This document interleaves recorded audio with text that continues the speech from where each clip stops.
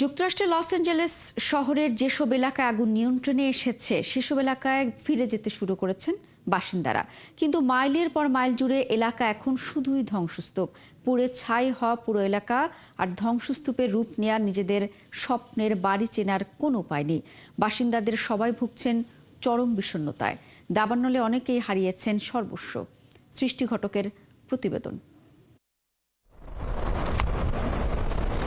ইতিহাসের অন্যতম ভয়াবহ দাবানলে লস অ্যাঞ্জেলেসের মানুষজন যখন প্রাণভয়ে পালিয়ে যাচ্ছিলেন, তখন কর্তৃপক্ষের নির্দেশ উপেক্ষা করে নিজের বাবা মায়ের শেষ স্মৃতি রক্ষা করতে প্রাণপণ লড়াই করে গেছেন ৬৫ বছরের বাসিন্দা জন কার, এবং তিনি সফল হয়েছেন।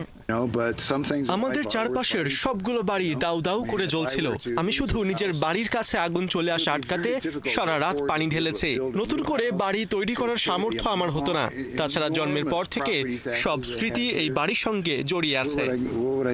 অতীতে ফায়ার ফাইটার হিসেবে কাজ করার অভিজ্ঞতা আর শেষ সম্বল রক্ষা করার দৃঢ় প্রত্যয়ে সৌভাগ্যবশত পুরো এলাকায় একমাত্র অক্ষত রয়েছে তার বাড়িটি। কিন্তু প্রতিবেশীরা আগুন নেভার পর ফিরে এসে দেখেছেন নিজেদের স্বপ্নের বাড়ি গাড়ির ভস্মীভূত দশা। এ দৃশ্য দেখে কান্নায় ভেঙে পড়েন অনেকে। আমার বয়স যখন 12 বছর, তখন আমাদের মা এই বাড়িটি কেনেন। আমার এখন 61। আমার সন্তান, নাতি নাতনি সবাইকে নিয়ে এই বাড়িতে বহু স্মৃতি। এটাকে ছাই অবস্থায় দেখে কত কষ্ট হচ্ছে তা বোঝানো সম্ভব না। দুঃস্বপ্নের মতো লাগছে সবকিছু। কারল ডার্সা নামের এই নারীর শহরটিতে একটি থেরাপি সেন্টার ছিল। এখন সেটি চেনার কোনো উপায় নেই।